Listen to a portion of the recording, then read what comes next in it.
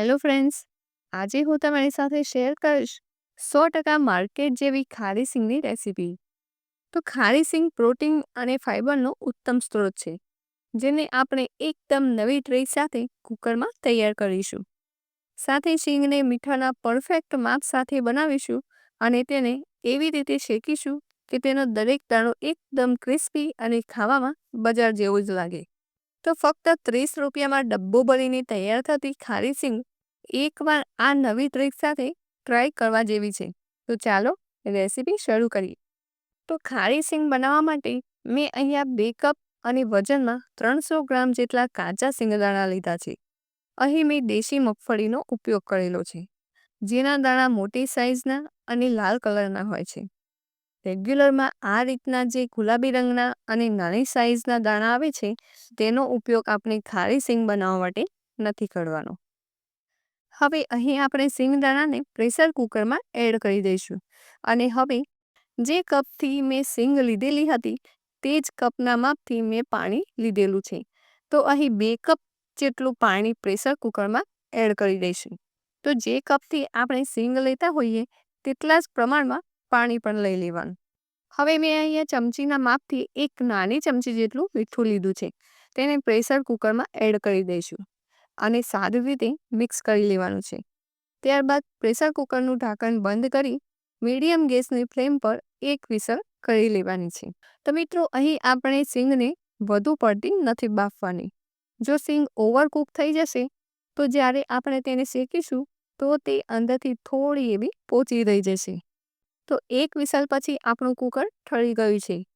તો હવે તેને ખોલી લઈએ અને સિંગને જોઈએ તો તેનો દાણો એકદમ સારી રીતે ફૂલી ગયો છે અને તમે જોઈ શકો છો એકદમ પરફેક્ટ એવી સિંગ બફાઈ ગઈ છે. હવે આપણે જાળાની મદદથી બધું જ પાણી કાઢી લઈએ અને હવે સિંગને કોરી કરવા માટે મેં અહીંયા જાડો નેપકિન લીધેલો છે. તેની ઉપર બફાયેલી સિંગને એડ કરી દઈએ અને આ રીતે સ્પ્રેડ કરી સિંગને એકદમ ડ્રાય કરી લઈએ. આ રીતે સૂકવશો એટલે ફક્ત 5 થી 7 જ મિનિટમાં સિંગ એકદમ ડ્રાય થઈ જશે. હવે સિંગને શેકવા માટે મેં જાડા તળિયાવાળી લોખંડની કઢાઈ લીધેલી છે. હવે તેમાં આપણે અડધા કપ જેટલું મીઠું એડ કરી દઈશું. અહીં આપણે મીઠાનું પ્રમાણ વધુ પડતું નથી લેવાનું. તો આ રીતે મીડિયમ ગેસની ફ્લેમ પર સૌપ્રથમ આપણે મીઠાને હલકું એવું ગરમ કરી લઈશું. હવે મીઠું હલકું એવું ગરમ થાય એટલે આપણે તેમાં 1 કપ જેટલા સિંગના દાણા એડ કરી દઈએ અને તેને સતત ચલાવતા જઈને સારી રીતે શેકી લઈએ. તો શરૂઆતમાં તમે જોઈ શકો છો કે બધું જ મીઠું સિંગ ઉપર ચોંટી ગયું છે, પરંતુ જેમ જેમ આપણી સિંગ શેકાતી જશે તેમ તેમ તેમાંથી મીઠું નીકળતું જશે અને સિંગ એકદમ ક્રિસ્પી બનીને તૈયાર થશે. અહીં સિંગને શેકતી વખતે એ વાતનું ખાસ ધ્યાન રાખવાનું કે આપણી સિંગ મીડિયમ ટુ લો ગેસની ફ્લેમ પર જ શેકવાની છે. જો આપણે સિંગને હાઈ ગેસની ફ્લેમ પર શેકીશું તો સિંગ અંદરથી થોડી કાળી થઈ જશે અને ખાવામાં પણ તુરાશવાળી લાગશે. સિંગની એક બેચને શેકાતા લગભગ 10 થી 12 મિનિટ જેટલો સમય થઈ ગયો છે.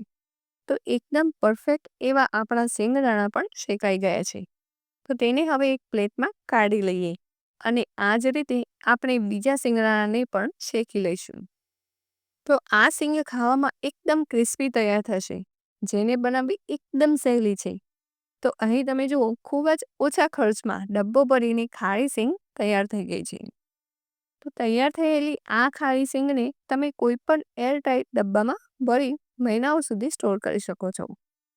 તો મિત્રો, તમને મારી આજની રેસીપી કેવી લાગી કોમેન્ટ કરીને જરૂર કરશો અને વિડીયો ગમી હોય તો લાઇક, શેર અને સબસ્ક્રાઈબ કરવાનું ના ભૂલતા.